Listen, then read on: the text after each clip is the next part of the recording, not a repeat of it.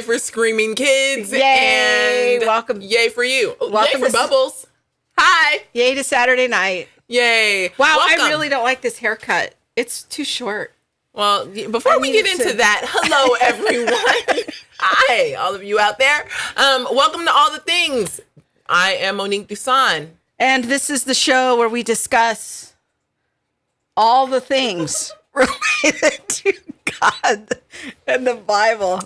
You know, if you know us, you know we're a little weird anyway. But if this is your first time watching, I'll just tell you now, we're a little weird. This is Krista Bontrager. Oh, yes. I did not introduce myself. Also known as Theology Mom. We're just going to keep it pushing, people. Yes. And welcome to All the Things. This is the show where we discuss all the things related to God, life, and the Bible from a historically Christian standpoint. So we're not looking at it, you know, from an agnostic viewpoint or things like that. We're trying not to be postmodern. Yeah. Nope. We are going to look at it from a historic standpoint. Yes. And everything related to culture and all of that. We are live on Facebook, streaming live, and we are also on YouTube. So, I mean, yes, YouTube and Facebook. Thank you. And you can join us in the chat box there. Put comments on Facebook. We'll check those periodically, and also on YouTube. Yes, this is what happens when we are horsing around like up to the 59th second before we start the show. Right. We are just kind of all over the place. And we also want to introduce our crew. It's definitely a family affair here at All the Things. Yes. Working behind the scenes, pressing all the buttons is Mr. Wonderful, Bob Bontrager. Hey, there we are. And there's Emily and the microphone. Oh, there she is. There's that. Yes. She's our sound engineer tonight, and Abby is getting some pictures behind the scenes, and she'll be jumping onto the chat box later to help me monitor the comments. So last week, we talked to our friend Elizabeth Urbanovitz. Yes.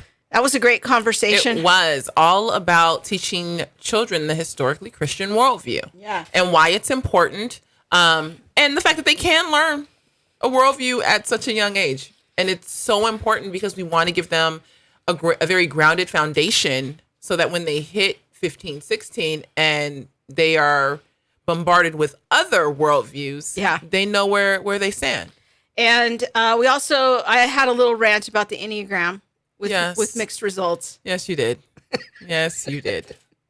Monique's not a fan. I don't think Emily's a fan either. It's okay.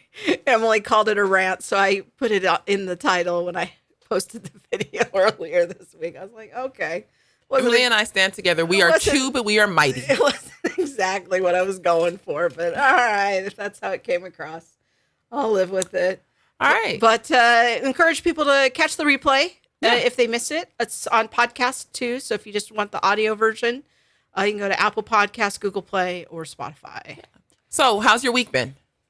Before we just jump into business, how are things going? Business. Okay. Continuing to process the loss of my friends and taking it one day at a time. Some days feel better than others. Some days feel very fragile. Mm-hmm. Life feels fragile. If I were to be honest, I'm feeling my age a little bit. I'm feeling like I don't know where I'm going in my future, but just keep trying to push ahead and process the losses, process my life. I don't know if I'm having a midlife crisis, but it's a lot of contemplation about that. But had a good couple of conversations this week that you and I filmed related to critical race theory and continuing that conversation. Mm-hmm. Got one of those posted. Got some good feedback about that. Yes. Should Christians denounce whiteness? Yes. I was just trying to give you that intro so you didn't forget to say the title. Oh, yes. Thank you. You know, I try to help where I can. Yeah. Yes. And we just have other things happening here, people. Don't worry. My week was... Yes, how was your week? You know, I knew you were going to ask, so I just thought I'd cut you off at the pass. My week was good. I think my week was good. I had a really interesting conversation with someone at work about how critical race theory is kind of infiltrating her school campus. Well, I think that's really interesting because it was a college student. She's a college student. And she's at a Christian college that's in kind of the more charismatic stream of Christianity. And let's talk about that for a minute. Like, what was sort of her impression of what's happening on campus? That it's very violent and everyone is at odds. Professors have been fired and she's just trying to navigate her way through it and understand. She's white. Yes. Probably like 19, 20, 21, somewhere in there. Yeah, but I think very biblically grounded. Okay. And Vera has a really good head on her shoulders. Extremely intelligent. She's wanting to go into social work, I assume. No. Oh, okay. No. But it was very eye-opening to hear her conversations around this issue. And like me not being on a college campus, I don't know the ins and outs of when it's there and how it's showing up and things like that. And she was able to give me some insight into exactly how it's showing up and how it pits not just, whites against blacks, but whites against whites and blacks against blacks. And, not everyone who you would think should or should not hold a critical race theory view is participating as such. So, but you also had some other conversations with some, I don't know if we call them peers or colleagues, other people who work in the realm of social work. And one of them was a person of color, and they were a little stunned by your questions about critical race theory, that you weren't kind of 100% on board with that. Yes. And that opened up a whole nother conversation, and they were able to ask questions and I think challenged a little bit of their views, which is good. Like if I can just get you thinking about what you're thinking about, I think then that's a win. I'm not saying, you need to come on and believe as I believe, even though I think that'd be great. I just think that it's good to question your questions. I also had another conversation with a woman at work, and she's an older Caucasian lady, and she completely is just in the mindset that all whites are oppressive and the oppressor, and she's ready to give her reparations. And I was like, wow, okay. And so, I shared my thoughts and we walked away civil and just in two different camps. And that's okay. Like the goal isn't to have argument or huge disagreements, but to listen and to hear, what other people think and where they're coming from. And I can take that and, be responsible and respectful with that. Well, I think it's a good illustration of being in those conversations. And we're really hoping that the videos that we're doing will help to equip people to be in their own conversations, in their sphere of influence, to equip themselves, even if they think this doesn't necessarily pertain to them directly. It's out there. It's in the culture. If you're working in a college, it's there. You might just not notice it yet or not be in the right conversations with the right people. But this is really one of the dominant features of the worldview of our time. And it's coming into the church for sure. So good. That's good. We want to encourage people to check out our series on that. And we're going to be soon announcing that we're going to be doing a public thing together. Yes. So excited about that. You and I. Co-presentation on critical race theory at a public venue. Yep. So hopefully this will be something that people will be interested in finding out about. And if you want Monique to come to your church, your Bible study, your school, she'll I'm just going to put that out there. Well, there's that. Let people know. Yeah, let people know. We'll come out and we'll have a conversation. Yeah. I like how you said Monique and I said Will. Yeah. There's that. But always open, always looking for resources and looking to be a resource. That's right. So, okay, today's show. Let's do it. All right. I am going to share a bit of my journey, let people into a bit of my world, who I am. And I'm a little nervous. It's a big deal. That out there. Monique's a very private person. That is true. She does really not am. like people knowing things. Not at all. And I didn't ask her about doing this show. This was totally her idea. We had a conversation when we first started a long this show. time ago. Yeah. That eventually we would do this. Yeah, and so I think the time is now. Yeah. It's good. I can tell you that I am a little on edge about it, nervous. but Okay. it'll be okay. But we do want to raise awareness. Really, it's we want people to get to know Monique better, because I'm super excited about that. But I also think it's important. The bigger thing is raising awareness about a very important issue that doesn't get enough conversation in the church. Yeah. So I'm going to talk about mission field PTSD. Yes. So there's not a lot out there on this topic. So regarding to missionaries. Yeah, I think Yes. there's quite a bit of information out there regarding PTSD PTSD. in general. And I would also say that regarding like individual experiences, the experiences can be so varied that while there is a lot of information, there's still not a lot of information because mine could look so different Right. than someone else's. yeah. Yeah. So, and then later in the show, we're going to address our friend Jawads question. I did a live stream a couple weeks ago on like a Tuesday night. It was an odd night. And Jawad had asked a question, and I meant to answer it in the live stream, and it just completely slipped my mind. And Jawad is our friend. He's a Muslim viewer that likes to catch our show periodically. Yeah. He's And- actually been watching like since the beginning. Yeah, like the very first Yeah. week, I think he found us.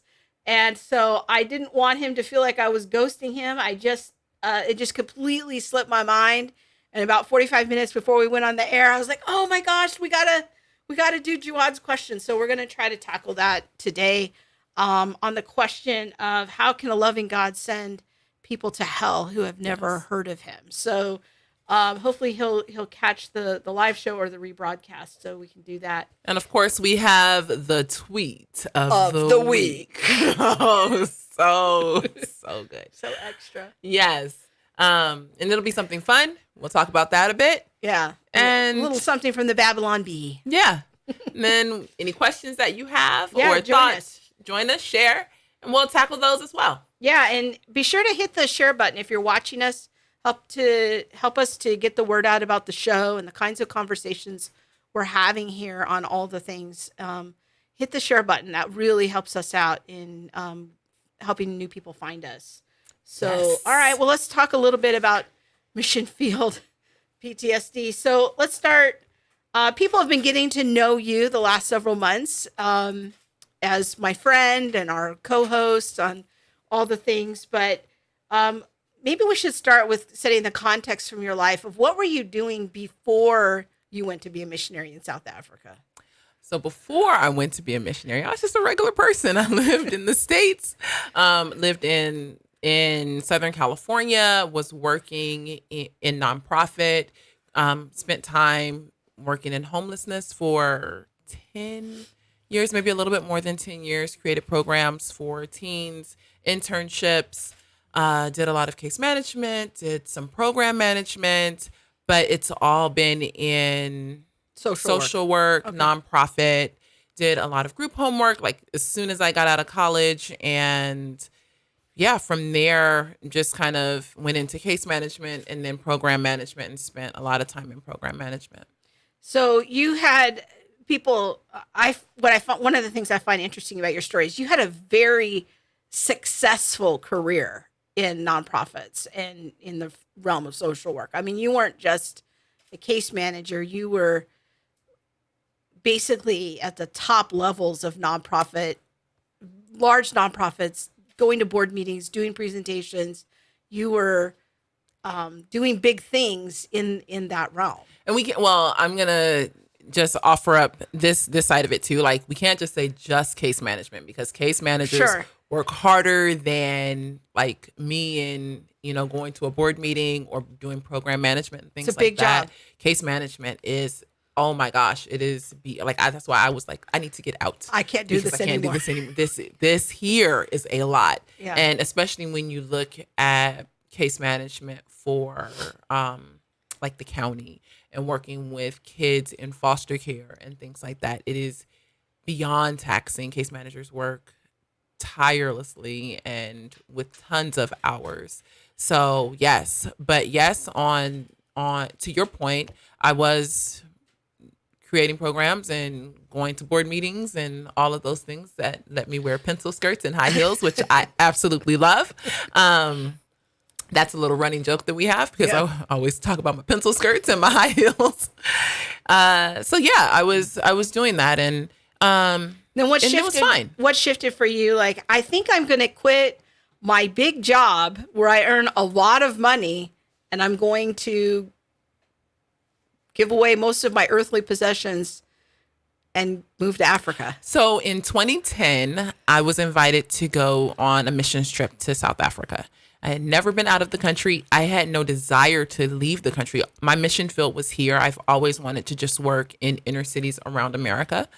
And I was invited and I was like, no. And then I really believed that the Lord told me this was for me. I was supposed to go. And I did.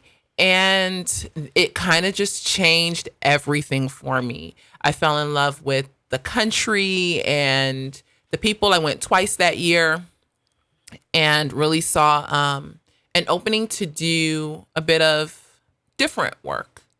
And so I went every year up until the year that I moved in 2014. So first you were doing kind of short-term missions. Short-term missions, 2 weeks, 3 weeks, yeah. Okay, and then you decided, I'm going to actually move there. It was cheaper than continuing to buy plane tickets, I thought. I was okay. like, I'm just going to, instead of spending, this much money so many times to come back and forth, why don't I just move there? And so what was the work that you went there to do?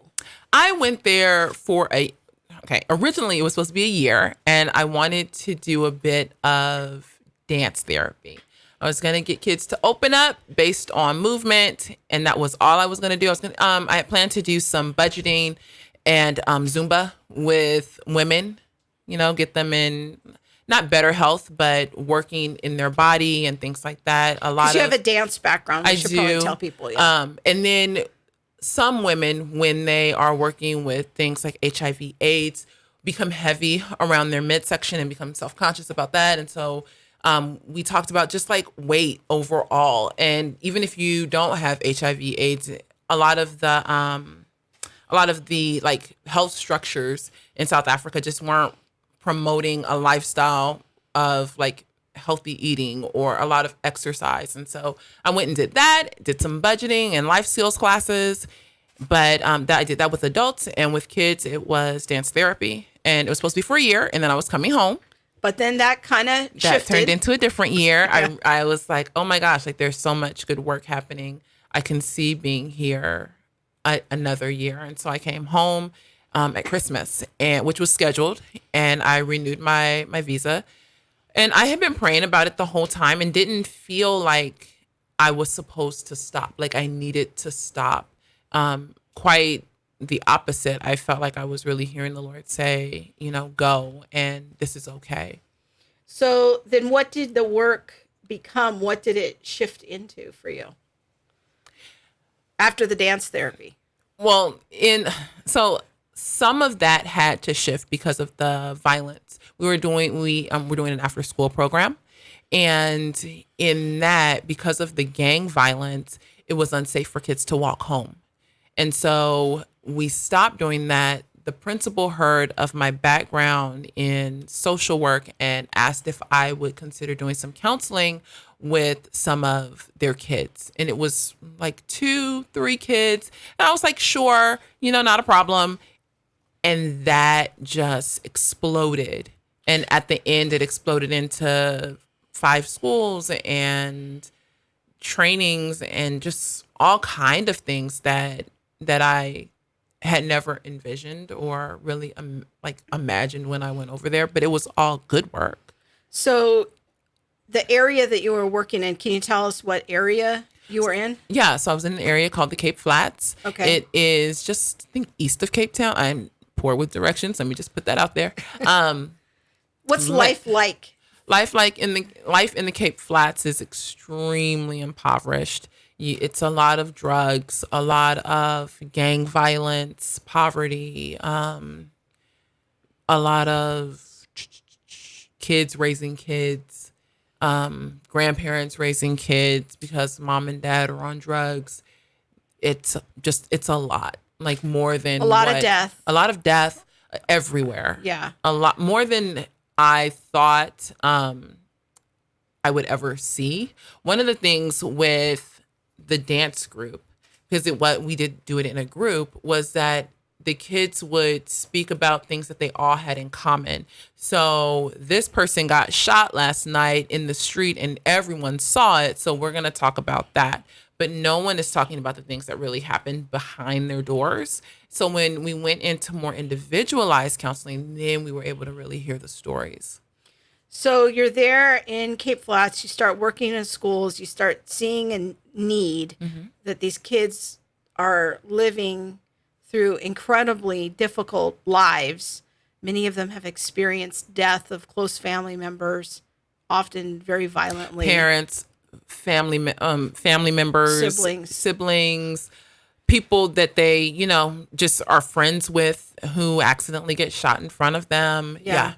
So you start doing counseling with them, which turns into sort of a whole program of all on its own. Yeah. The counseling the children, but also training teachers to recognize when their students have experienced trauma. Some of the symptoms of childhood PTSD, talking to parents about their kids and how they can work with their kids on things like grounding, or just, hey, how can I connect you with an organization that would be a resource for you in your PTSD? There was a lot of work being done holistically within everyone who was surrounding the child. So the teacher, the grandparents, the parent. And you were really kind of spearheading all of that. Yes. So I partnered with an organization, or the organization that I was with partnered with an organization, and that organization received interns every year, twice a year, from one of the local universities here. And they were sociology and psychology interns. And so we began using them to help with the counseling, to help with group work and things like that. We also received interns from the South African College of Applied Psychology, Cornerstone, which are two of the bigger psychology schools down in South Africa. We had volunteers that would come in who were also trained in psychology and, wanting to give back and things like that. So we had a very well-running machine. I want people to understand how incredibly resourceful and bright you are, because you're basically building a program in a foreign country and figuring out, all right, what resources can I harness so that I can build an entire team of people? And you're creating this small army of people to help minister with children, a resource that hadn't been there previously to that. And then you start not only helping kids, but also training teachers, training parents. It really is an amazing thing that you did down there. And so I just have such admiration for all that you accomplished with so little and being incredibly resourceful with it. It was definitely an awesome time. And the teachers are definitely awesome. When I think about them now, I can't even imagine what it took for them to be able to pull up within themselves the ability now to have to identify this child is working, with trauma and is trying to learn with trauma and the barriers that happen when a child is traumatized. There also is so much, there are so many students per class. You have to have such a high level, it's 40 or 50 students in a class before they will even open up another classroom. Wow. And the majority of those students have experienced some form of trauma. So then the teachers experience vicarious trauma or secondary trauma. Yeah. And now they're dealing with their own trauma. Many of them live because hearing the stories of the violence that the children come to school and tell them has its own traumatic effects on the teachers. Kids just trying to stab other kids in class. Wow. And a lot of the teachers living within the neighborhood of the school. It was just trauma on trauma on trauma. And I think that what's one of your theories is that at least this section of South Africa, possibly South Africa as a country, it experiences almost mass level trauma. Yeah, because it is such a violent culture. That people live in kind of low level, constant anxiety about anticipatory violence that could happen to them at any time. Yes. And people don't, I think, know too much about the details of what happens in South Africa, but just some of the stories you've told me, like there's a law that women don't have to stop at red lights at night because it's too dangerous. Something might happen. That law, I never read that book part of the law, like when I was going for my driver's license, but all my friends obey that law. So it's sort of an unwritten law. Yes. Or that people would leave wire or bricks on the road to make cars break down so they could rob people. Yeah, I just read. Don't go out at night. No. 2 days ago, my Facebook memory was me talking, or I made a post on Facebook warning people that on the R300, which was a freeway, going to the N2, which was another freeway, there was a guy on the overpass, like little bridge, and he had a gun and he was pointing his gun, and be careful. Be careful if you're driving that way. And I think a couple weeks ago, it was, I had a picture because I was stopped by a cow. I'm not even lying. While I was on this one road, Baden-Powell, and there was a guy with bricks trying to throw bricks into car windows. So yeah, like it's what the violence there is just widespread and frequent and normative. Like normative. It's very normalized. So, do you have any pictures? Do we have pictures of any of we might Monique's work there? I think I might have sent. It's got three graphics. I think you didn't send me any pictures. Oh, I did. I don't. Maybe they didn't come through. I'm so sorry. Okay. Email or Messenger. Okay. We won't have any pictures. All right. I know. I was looking forward to some pictures. But you know what? Maybe we'll post some pictures when we post the show notes. That'll be good. Yeah, because I have tons of pictures. Yeah. Tons of pictures with me with littles. Yeah. And Monique really has some like superpowers when it comes to children. She just has such a unique way of communicating with them. So they're much more fun than adults. Let's just be honest. So everything's going pretty good. You live in South Africa about 4.5 years. Mm-hmm. Then about 14, 15 months ago, you come home for a vacation that you think is going to be about 10 days. 6 days, something. Yeah, a little more than maybe 6, somewhere between 6 and 10. Yeah. But I wasn't supposed to be here for 2 weeks, no. Yeah. And you ended up not going back. Yes. There was that one time when I didn't go back. So I came back, and a lot of things had happened in between this time. And so I'll give... It's okay if I just give. You can talk about whatever you want to talk about. I'm not sure. If it becomes too much, then we'll stop. There were some things that had happened. Someone breaking into our house, and I lived with friends at this time, and someone broke in and was standing in my bedroom, and thankfully, like I woke up and I addressed them, and they ran off. What else happened? Someone tried to break into your car. Someone tried to accost me in my car, and like kicking my car, and now punching the car, and I was able to actually drive away. That happened as I was pulling into the school where we were based at. Someone tried to attack you in Zambia. Well, there's that. I went jogging, and these guys ran after me a bit. I think that was a bit. That was a little stressful. That was rough. And someone else tried to break into your apartment. When I lived on my own, some guys climbed up my balcony and tried to take the sliding glass door off you can actually shake it and it'll come off the track and then you'll have access in. So there was that, and I was attacked by a dog. Right before you came home. Yeah. So there were those things. So here you are, a trauma therapist living in... I don't know that I would call myself a trauma therapist, but I do know quite a bit about trauma. Okay. So you were working in trauma, helping kids, equipping teachers. Then you yourself starts experiencing highly traumatic events. Yes. As a result of living there. Yes. Yeah. The symptoms that I honestly probably just didn't want to see. Like my sleeping problems and things like that, kind of not sporadic eating. I felt like I ate pretty well, but I was also trying to lose weight at that time too. But yeah, I noticed now that I'm here on this side of it, I can say, oh yeah, that was this. It was starting.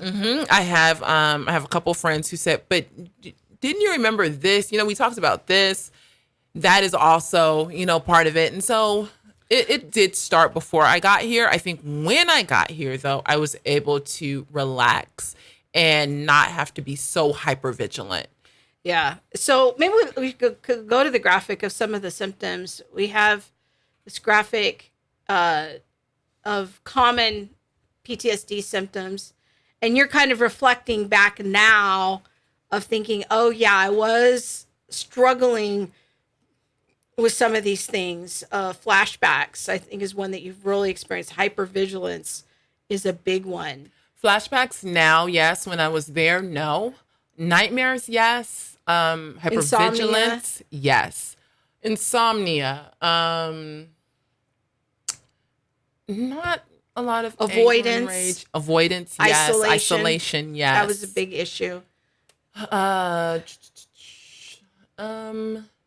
memory. Yeah. When I was there and while I've been here, yes. And one of the other things that's not on the list, and this is sort of indicative of PTSD, is not everything's on the list, but one of the things you really struggled with was reading. Mm-hmm. You'd always been a very active reader. You like to be educated and constantly being reading books about therapy and trauma and trying to learn more. And you were struggling, but you didn't really realize it because you just kind of made a life shift to doing audiobooks. Yeah, and I was just like, well, I don't really know what's happening, and I don't even know that I questioned it so much. I just found another way to get around to handle it. Yeah. Yeah. And so Audible became a friend, and there was that. And that they had a lot of good books on Audible. And so, yeah. So you come home and I come home and I come to your house. I know. Yes, I do. We don't really know each other very well at this point. We don't need to put it all out there. No. I came home and you met me at the airport. Yeah, and I came to pick you up. Yes, and we had only met on Zoom. We had only met on Zoom. We had been like Facebook friends, and then you offered to pick me up at the airport. The airport is a good hour and like 45 minutes from here. And so I was like, oh my gosh, yes, thank you very much. Because normally I would like Uber from the airport.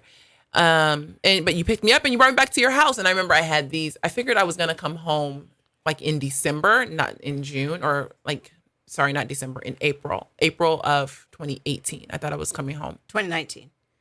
When did I come home? 2018? Yeah. Yeah. So April of 2019 is when I planned to come home. So I had a ton of suitcases.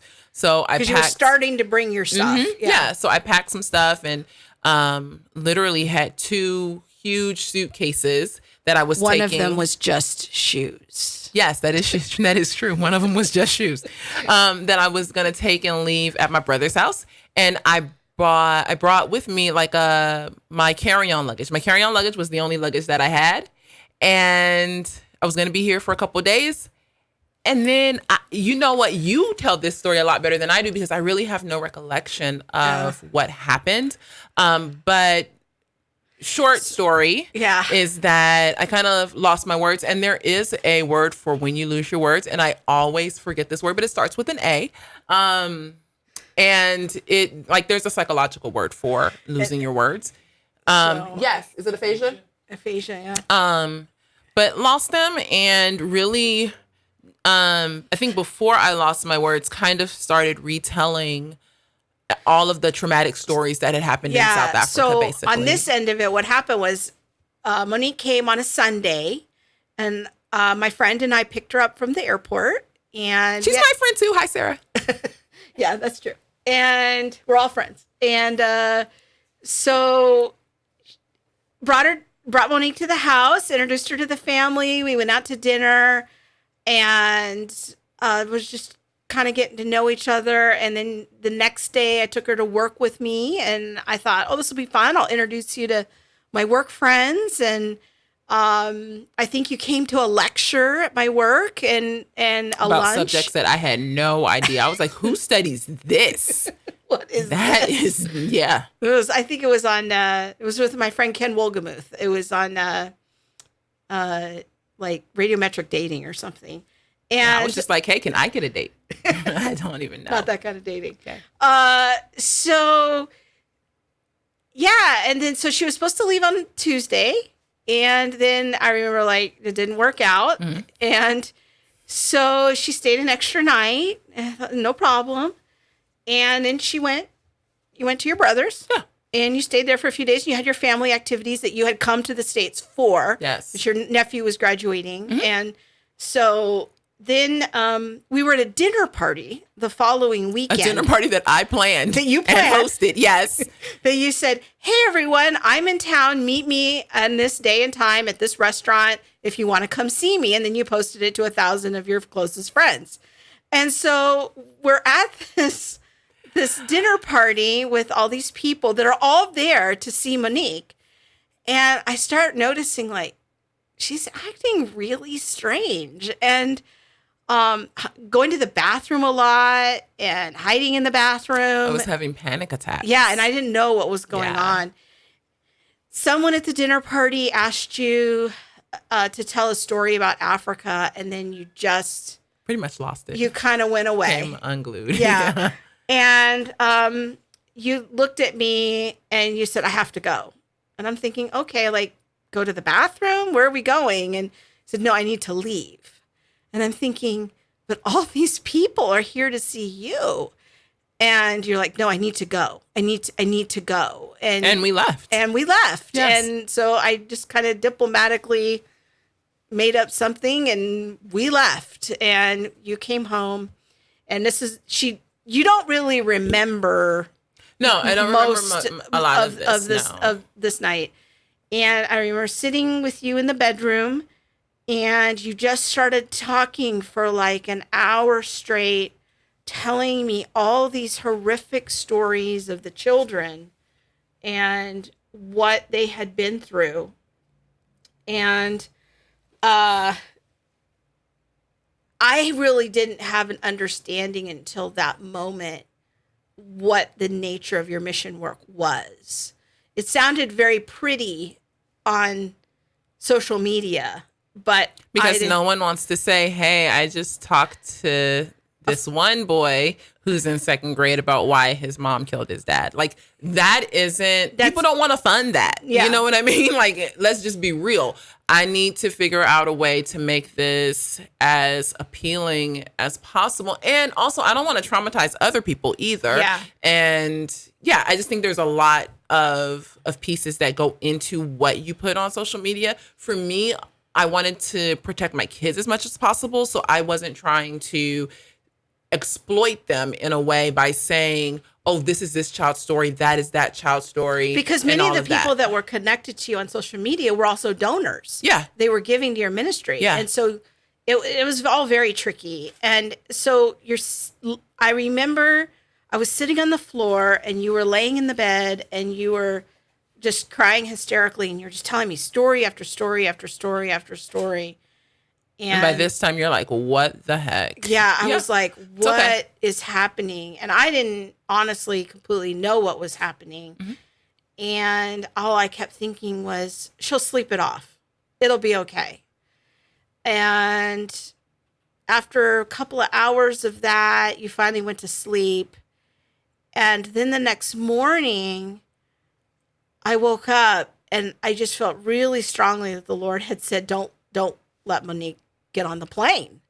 And I'm thinking, I don't have any control over that. I barely know this woman. And I remember talking to you. We were supposed to go. We had planned from the beginning to have you go to church with me on that Sunday. I think it was the 10th of June. And you were supposed to go to church with me, meet all my church friends. And then we were going to drop you off somewhere after church. And then you were going to go on the next leg of your journey. Yeah. Eventually, you were supposed to go to Paris and then Zambia. Yeah. And I remember thinking, I don't know how to have this conversation. And I was like, are you sure you feel up to going? And you're like, oh, yeah, I feel fine. Everything's fine. I'm okay. Everything's good. And I'm thinking, does she remember last night? Does she not remember last night? I don't know what to do. And you just seemed kind of off, but I didn't know you terribly well at that point. So I wasn't really sure. But I mean, I got dropped off at my friend's. Yeah, And you very long story short, I ended up having a conversation with the therapist that's associated with our organization.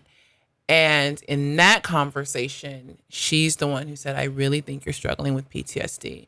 And she had a conversation with our organization's founder, and they together said, hey, this isn't going, like, you going back won't work. But I was also at that point on board and saying, hey, I don't think that I want to go back.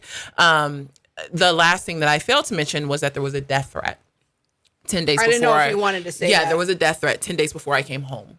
And so I think that was the straw that just really put things over for me. The idea that one of my kids and their families would have plans to, take my life. And it would be somewhat easy to identify you because you were an American, and only my accent, really. Yeah. I think people always say you can always spot an American when you're overseas. And when I first got there, that was pretty true. Like, I always had my water bottle. I was always dressing with my name brands and carrying my Coach bag. And, but I mean, I got over that. And it wouldn't necessarily be that way. Like, people would come up to me when I was at work and like start to speak Afrikaans, not knowing that I was American. So. But what happened is right before you flew here, I started noticing these behaviors because you would be in your apartment and you were up at like all hours of the night, and it didn't seem like you were leaving your apartment. And I was like, I wonder if she's okay, if what's happening. And well, after the threat, I didn't leave a lot, because one of the things about PTSD, or not even about PTSD, but about Cape Town, in the area where I was working in the flats, is that when they make a threat, like, it's real. And so I began to become extremely hypervigilant, which is a symptom of PTSD. And so I wasn't leaving my house. I was super like aware and alert about everything. Yeah. Yeah. Sorry, there was a question. Oh, was there? Yeah. Okay. I didn't know. Okay, let's see. S. Brooks says, Monique, did you go as a missionary under an organization? Was there prep available for you before you went? You're sharing such great inside perspective. Okay, so here's how I went. I had an idea, and I was like, I think that these kids could really use some dance therapy. I just think it would be fun. Like, they love to dance, and they are extremely talented. They are extremely, I think, just kind and outgoing. And so offering that in conjunction with the therapeutic part, I thought could possibly be helpful in just their, in like coping or like school and all of that. And so I approached the founder of an organization, and I'm not going to go into, the organization and all of that, with a pilot project. So you were an entrepreneur. You had an idea. I guess so. I had an idea. They are not a mission sending organization. They are a leadership organization. They do tons of work around the States and around the world in leadership. So you pitched an idea. I pitched an idea. They helped you get it funded. They helped you raise support. Yes. And you were the first missionary. I was the first missionary. I was the only one on the ground in South Africa. And while I was there, yes, tons of support teams came over, but no, as far as like the prep in going, I don't necessarily know that I nor anyone truly within the organization knew all of what needed to happen or should have happened. Yeah. And so I can't say, oh, the organization failed me on this point. I can say that I didn't know. I didn't research that. I had a really well-meaning and good idea. And they were standing behind you. They stood behind me and stood behind me well and sent me. And they're continuing to stand behind Monique in her all kind of ways. In her recovery and healing process that has been very helpful. And so fast forward a bit, you came to stay with us because you realized, I'm in trouble. I can't go back to Africa. Something's wrong. You had this person tell you, I think you have PTSD, but what that was really going to look like for you, even though you had taught other people about PTSD, recognizing it in yourself was a bit of a journey. Yeah. To see what that was. And Well, one of the things I think that I'm learning in all of this is, yes, recognizing in myself what it is, but then also recognizing that I'm not alone. Like that mission field PTSD is real, that there are issues regarding trauma and the occurrences of trauma and how high those occurrences are that to me people in the church aren't talking about. Now, because I didn't go through a mission sending organization, I'm not exactly sure what that training looks like, but I know that when I see churches send people, I always wonder, hey, I wonder if they know, or especially now on this side, I wonder if they know what they're going to see. I wonder if they know when you get there and you live, it's going to look so much different than you going on a short 2-week term mission trip, even being there for a month. Like, that's great and everything, but now you're there. It's just you and your Google Maps. How do you make it to the store? And what do you do when the men of a different culture are unlike the men who are here in the States? And so you're on the train and they grope you, or, people call you out of your name or say things to you because you are American. I'm not sure how often all of that gets conveyed to missionaries in their mission sending. And I think it really should be. Like, this is not a situation for the weak at heart. Yeah, and I think we're very well meaning in wanting to send missionaries overseas, but sometimes we don't have the conversation about, all right, here's some other things you have to know. It's not all just wonderful ministry or even what you see on social media. Mm-hmm. There's some very hard things that can happen. In fact, my daughter Emily wrote a story for her college magazine about a little bit about your story and another friend that she has. And so Emily just happens to have two people in her life that have mission field PTSD. Her friend Natalie, who was her small group leader for a couple years at church, Emily wrote this story, and I'm going to put a link to it in the show notes that's available. And Emily won an award for this story, actually, because it was just, I think it's such an unusual topic and highlighting what happened to you and to Natalie. Mm-hmm. Natalie, I think, did she go to India? Yeah, and experienced trauma overseas as well. And, we need to highlight this. I think more study needs to be done. There's been a couple of smaller studies that we could find through Google about mission field PTSD, but there's not a lot of conversation and not a lot of awareness about it. Yeah. And so that was one of the reasons why we're doing this show. And if you have questions for Monique, go ahead and type them in the chat box. And we will be fielding those. So I think I've already asked you most of. Is there? There's a question on Facebook. Oh, Mary Beth. Oh, now my friend Mary Beth. Let's see if I can find it. They go overseas a lot. They have a mission organization that she and her husband run to help support missionaries. And she goes to Africa quite a lot. And so my friend Mary Beth says that Monique's stories are true of her friends in South Africa as well. There's no stopping at signs at night. Yeah.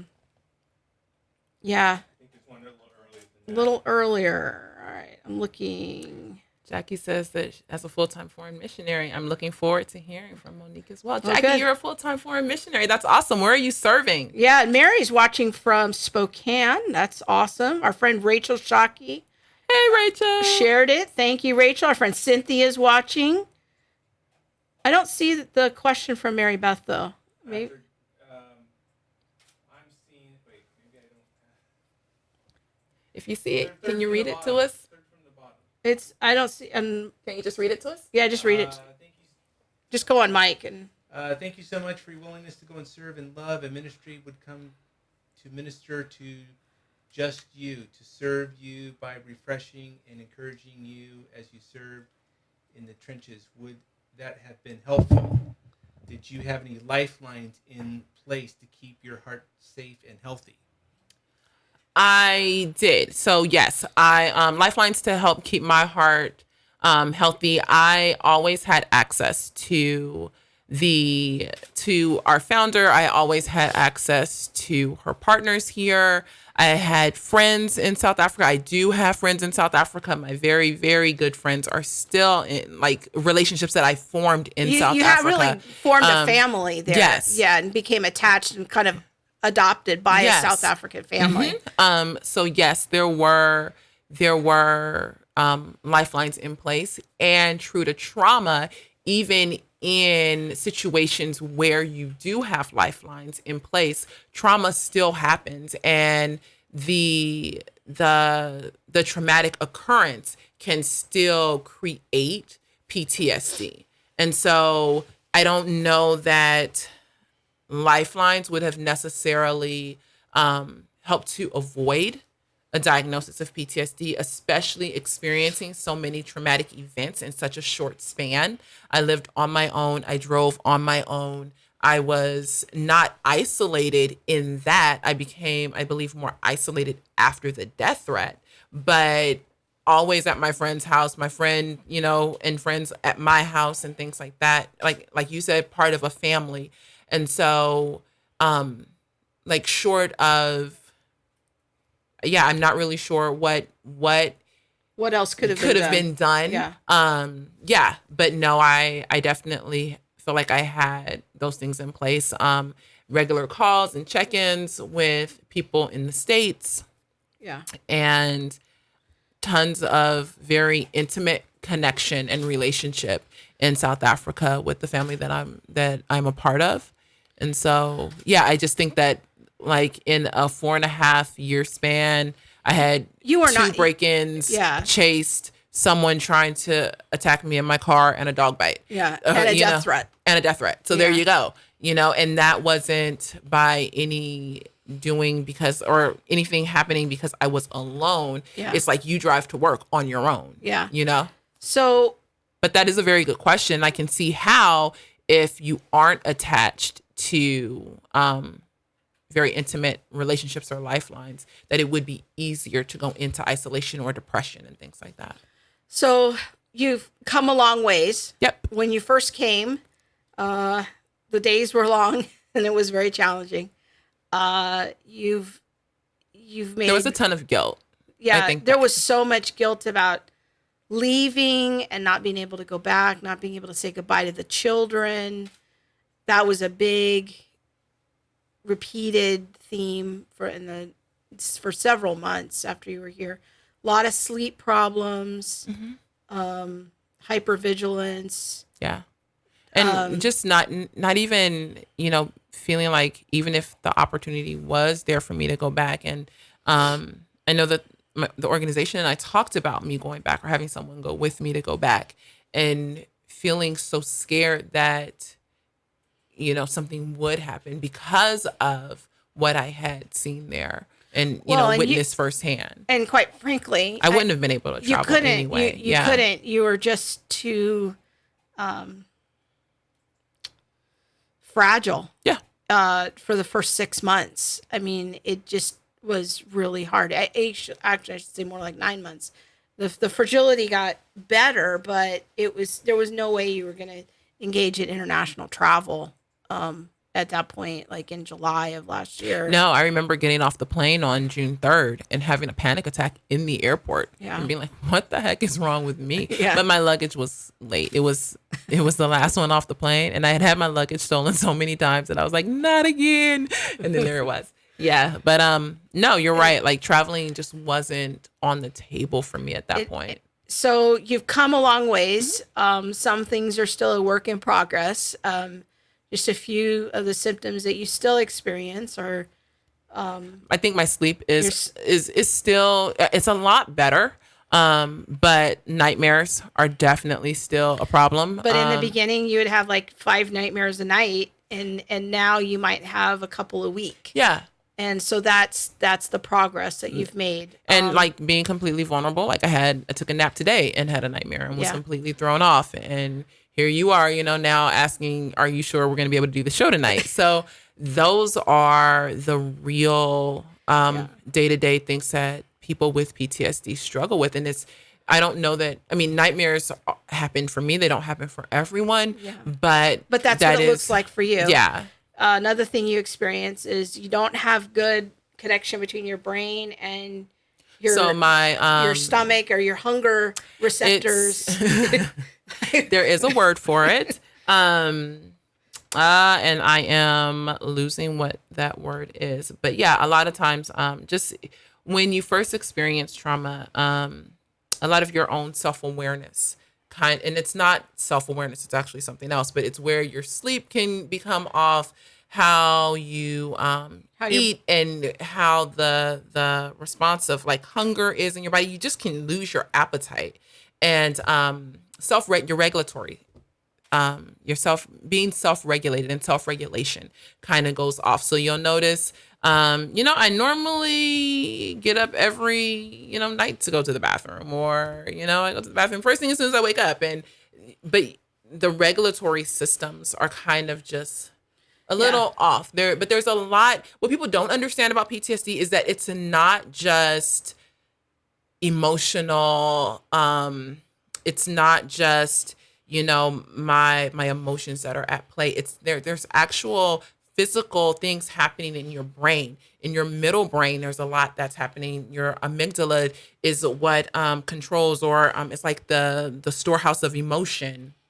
And your limbic system, which is what holds your amygdala, and I believe it's your hippocampus, your frontal cortex, all of that, like there's swelling and there's changes in structure and all of that. So there is more to it than I am just having a nightmare, or I don't want to be around people, or I am not really feeling hungry, or my, when I sleep, I don't know when I'm supposed to go to bed. Yeah. There's more happening, and that is actually what kind of causes a lot of these things, because when I am flooded with a memory, my body is now responding as if it is now currently happening to me. That current happening feeling then triggers my more like the older part of my brain, or what some would call like the reptilian part of your brain, or the brain stem, and that would send me into fight or flight, because it isn't able to, it's only getting signals, and the signal is, this is happening now because of how the middle brain is responding to the memory. Yeah, so it's a lot of response and signals and things firing. And now I'm in panic mode. My fight or flight or freeze is here. And so things can be very triggering. It can be very triggering. Yeah. There are things that triggers that I don't even know I have, and something happens and I'm like, oh my gosh, here I am in a full panic mode. Or I can just be having a flashback. My body can literally just be having a memory. And even in that memory, I am now flooded because my body isn't yet at the place of being able to say, oh, this is a memory. This isn't actually happening. Brainstem, you really don't need to produce all of this extra energy and, now having sweaty palms and a heart racing and things like that. You can remain calm because we know that this is just a memory. Yeah. So, because I think what's important for people to understand is it's not just an emotional, psychological problem. It's like no, it's physiological. Physical things are happening in your brain. I remember when you first came, you telling me, my brain, part of my brain is swollen, and I was like, oh, okay. And there are a lot of things that happen. It helps to understand. And so if people have other people in their life that say they have PTSD, they need to understand it's the flashbacks, the nightmares, the hypervigilance. Those are just the symptoms, but there's the physiological things that are happening in their brain, and then that triggers the rest of their body. And it's a very complicated situation. It's very complicated, and a lot of times people have no control, or in 99.9% of the times, people have no control over what's happening.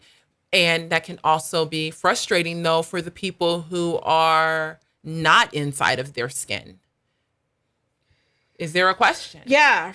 Your experience and testimony are going to bring help and freedom to so many people. Do you feel like your nephew's graduation was perfect timing to catch this before it got worse? Yes, I really do. I believe that coming home for his graduation was no accident. I believe it was actually God's providence and provision to me, for me.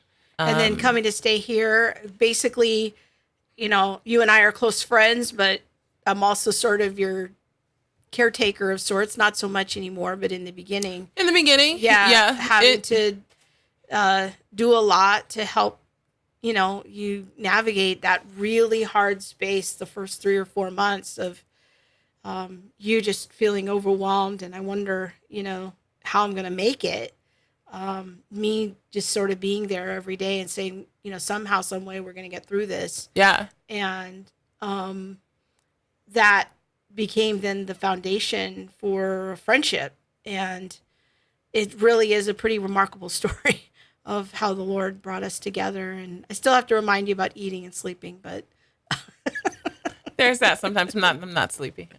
That's our running joke. I'm not sleepy. But yeah, I think you've come so far. I want people to know, like, you're starting to take a college class this fall. That's a big step for you, and shows how far you've come. And you're working part time. And I remember when I started going to therapy, the therapist said, you know, you shouldn't think working. That you would work for a year to 18 months. Yeah. And so came home in June. And I started working in January.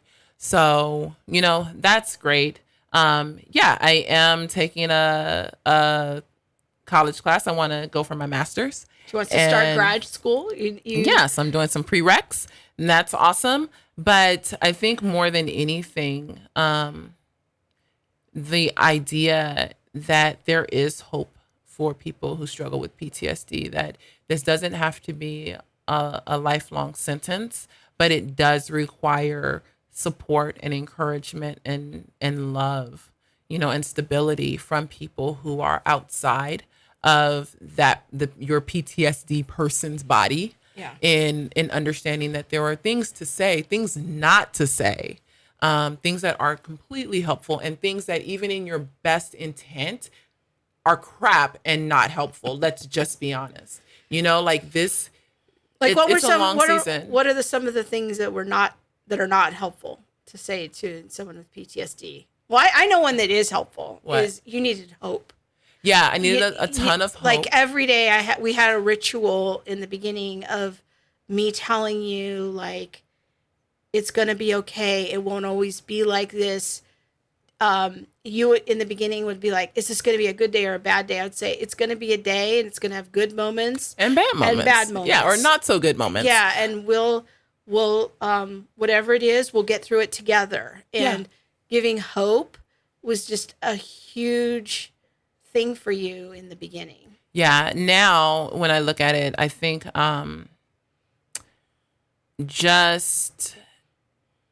dismissive comments that aren't curious, comments that aren't those are the non-helpful things. Those are non-helpful. Because a lot of times, for me anyway, I don't know what's happening in my body or what's happening in my brain. And so to say, like, well, get over it, that isn't helpful. Because I don't know what I'm getting over. 2, I don't even really know what the trigger is. Stop thinking of yourself as a victim. Yes. Well, you're not even there anymore. Why are you, continuing to think about this? Yeah. Don't dwell on it. Yeah. Those kind of things. Because what people don't understand is your brain doesn't know the difference between being in Africa and being here. When those memories come, it just kind of all collapses all it together. Now, right as if it's happening again. Yeah. But a ton of stability, a ton of love, a ton of just acceptance. And that doesn't mean that there aren't boundaries. Just because you accept and you love, doesn't mean that you have to accept if PTSD is causing violence or causing abuse and things like that. I do want to make that clear.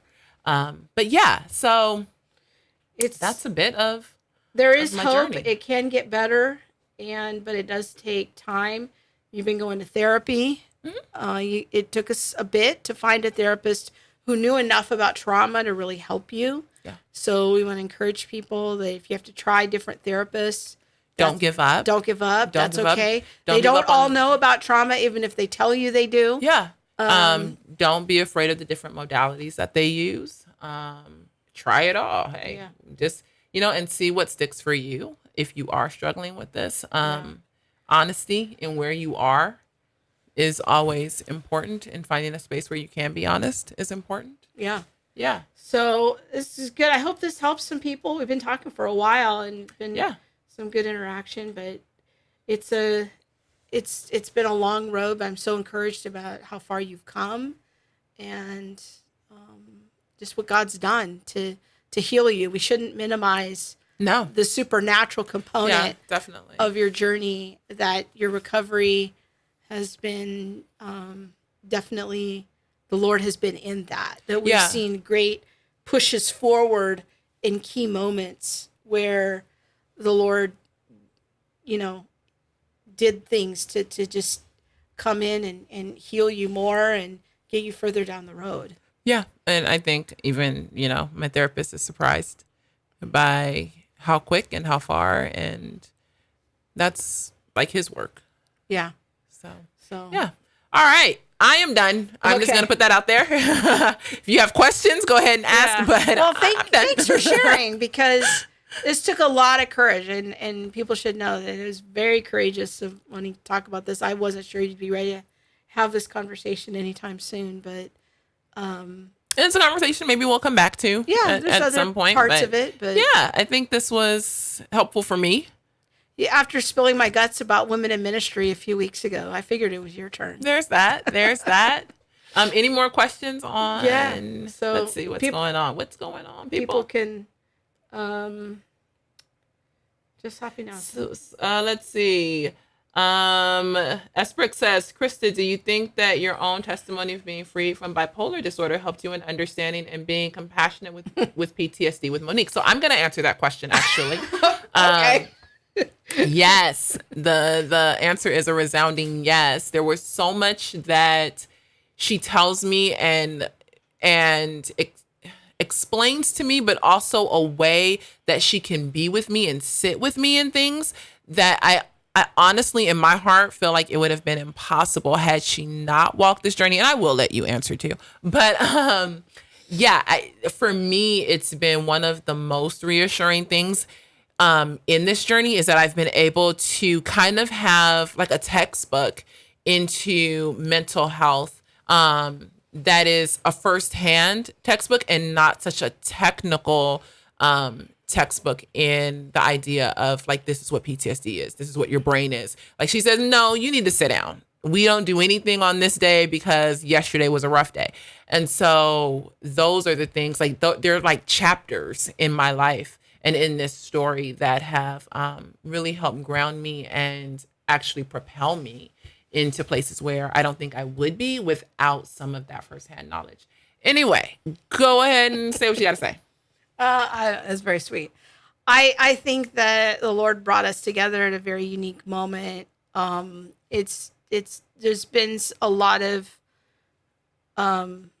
it's been very, very gratifying to watch your progress. But to be honest, in the beginning, there was a lot of uncertainty for me and just feeling like I'm taking a stand for hope and I'm taking a stand for healing. I really hope this works. Because I didn't know, I didn't know what the outcome was gonna be. I think for the first 6 months, we kind of had a ritual every day. One of our rituals, because rituals seem to help Monique, like provide some stability. One of our rituals was, to pray every night, to ask the Lord for help with sleep. The sleep, we started seeing some good fruit of the sleep improving, little by little, and just making declarations for Monique of like, you're going to be healed, and making declarations of who she is in the Lord. And those were just things that I had done that I found helpful. And I thought, well, maybe this will help you as well. And trying to find a good therapist, going with you on all the initial appointments to kind of interview these people, because you couldn't really talk very well. Not only could I not talk very well, but my trust level people, let's just say. And so being able to have you there with me, like on those initial appointments, I was able to say, but I don't like this about her. But I don't like that about her. But what about this? And that question. And then you also ask questions that I didn't think to ask. And together we were able to land on the therapist that I'm currently seeing and say, hey, okay, so there are all these good things and all of these good things. And the negative, questionable things are extremely minimal. Why don't you try this again? Yeah. As opposed to some where I was like, nope, not going. I guess for me, because of my own journey, I knew there was hope and I knew that there was a way out. And I kind of could think, well, this helped me. Maybe this will help you. And I would be willing to try some things. Mm-hmm. And I think that watching your slow and steady progress, but also the acceptance of our family. And I couldn't have done this alone. Mm-hmm. I couldn't have done this without the rest of the family opening up to you. It would never have worked if the rest of the people in the family, and it was hard. It was hard because they didn't know her, and then she just was here, and there was a lot of hard moments. And I was weird, and then my room is at the top of the stairs. And whenever Bob would walk by, like if he would talk and I would sleep, I'd scream. Remember that? Do you remember that, Bob? Yeah, because I was like, someone is in the house. Oh, God. And then I would scream. And then everybody would be like, what the heck? Yes, this was my life. Just thought I'd let people in. Yeah. Oh, look. Let's see what's on. Sweet Sunshine. I love that name. Just hopping on now. Sounds like a fantastic conversation and will rewatch. Blessings to you both. Oh, Blessings to you as well. Thank you very much. Please rewatch. It's good. Or at least I think it's good. I hope it's good. I don't know. Is it good? Somebody let me know. My friend Sherry. She's a Biola friend. Yay, Biola. She says, thank you both for your vulnerability and sharing your experiences. Raw honesty is so helpful and so refreshing in this world of image-conscious social media fakery. Fakery is a word, and I like that word. Yes. Yeah. Nobody has time for fakery. That's foolishness. No fakery. Down with the fakery. Well, those first days, this was hard. And there was, some of my friends thought I lost my mind. Yeah. And some of your friends still think you lost your mind. Yeah, that's okay. They still think I lost my mind. But maybe they'll watch this video and kind of pull back the curtain a little bit and understand what I was up to. But it's good. I'm just so grateful to the Lord. All the credit really just goes to the Lord. It's I think me and the family just sort of showed up for you, but it's really just the Lord who has navigated this whole thing. And I look forward to all the good that you're going to do. And as you continue to walk into healing. And thanks. I hope you guys are enjoying getting to know Monique. I think she's just an amazing treasure. Was there a question on Facebook? I don't think so. Okay, I'm just making sure. I don't want to miss anyone. I know. Because being missed is just wrong. Oh, yeah, we don't want to overlook anyone. I think we're okay. Okay. Bob's kind of helping me, too, with the comments. Because Facebook sometimes hides the comments from me. All right. So we're done with me. All right. Let's talk about something completely different. It's already 7:15. Oh, wow. The tweet of the week. Yeah, Jawad, we're sorry. We'll save your question because it's going to take me too long. We're going to be here until 8 o'clock. So, no. All right. So now it's time for... It's time. Do it, Pops. I mean... Oh, wait. What is this? What is happening? It's the tweet of the week. Hey!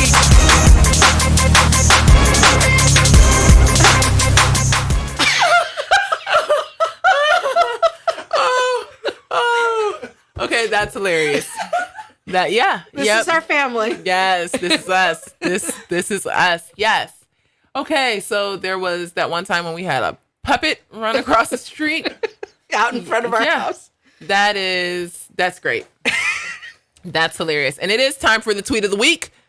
This is the time where you find a tweet throughout the week that you think is worthy of discussion. Or something. Yeah, All right, so let's flash it up. Oh, there he is. All right, let's flash the tweet up there. All right, there it is. Babylon B. Couples who occasionally glance up from electronic devices to acknowledge each other's presence are happiest. That's true. I think I'm not a couple, so I don't know. I don't know. I thought what was funny about this is if do we have the actual text? Yes, we do. Okay.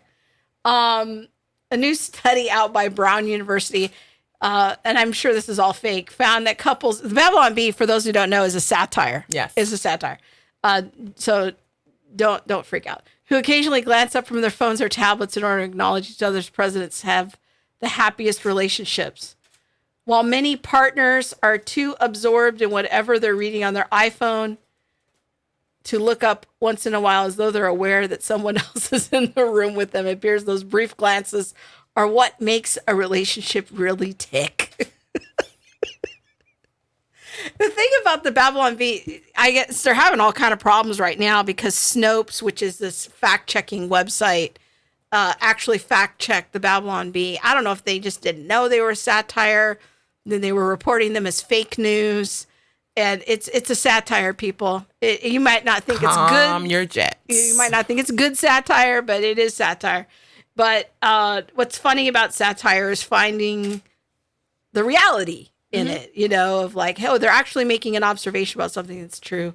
Anyways, this harkened me back to our show that we did a few months ago with my friend Arlene Pelicane about connection and social media. And so I just want to take advantage of that and encourage people to go back and check that show out in case they missed it. It was a really good conversation. Yeah. So just the dangers of having too much social media in your life and what you're missing out on and what your kids are missing out on. And being intentional about connecting. Yeah. Yeah. It's really important. Yeah. Apparently, because your relationship will suffer if you don't. And we don't want that. All right. So be sure to. Oh. What? I'm not sure what's going on. He was checking his phone. Oh. Well, don't do that. All right. So, guys, yes. Yeah, that's it. That's all we got. We're done. Yes. Yeah. So check out the show notes. And if you want to get links, or we'll put some pictures on there from I have Monique's pictures. mission. I'll actually put my Instagram handle on there. S Brooks asked me for it, and so yes, I'll make sure that you connect that. And also, you can follow me on Twitter at @TheRealMoniqueD. Share our show. Share it with your friends if you think this information is useful. Even if you don't, people. No. No, share it. And then tell us what you think. All right. Wow, that was very different from the fire graphic last week. Well, there's that. Yes, because that fire graphic was a little extra. But we definitely thank Bob and Abby and Emily for all of their hard work into making all of this work well. Because all we have to do is talk. And we do that anyways. We do that anyway. Everything else is not our business, not our lane. We don't get into that lane. That's right. All right. Check us out on Spotify, Apple Podcasts, Google Play. Yes. So if people want the audio version, it's great for commuting, cooking dinner, cleaning house. Yes. And they can catch the show. I have so many people say, well, I don't want to sit in front of my computer and watch YouTube. No problem. That's why we have the podcast there. Listen to us while you drive. Yes. Yeah. And share us with a friend. Really, I know we keep talking about that, but that's the best way to help support the show right now, help us grow, is through the shares. And we really need that. And also, we love to hear your feedback. We love hearing your comments. Always. And you can do that by going to the Theology Mom website, theologymom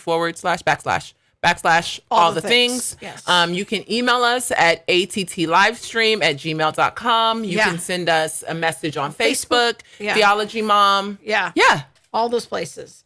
So we are there. We love you guys. We really appreciate you tuning into our conversations here and all of the silliness and the seriousness and trying to follow what we're doing here and commenting about things that our culture is wrestling with from a distinctly Christian worldview. We don't claim to have all the answers, but we just do want to be in the conversation and to think about what God has to say about things. We live in some challenging times, but we still think that God is extremely relevant to what's happening. And we're hoping to spark some discussions for you. And we hope that this is equipping and training you to have better conversations with the people in your life. And also check out our videos on critical race theory. So. Yes. And with that, we are out. Good night.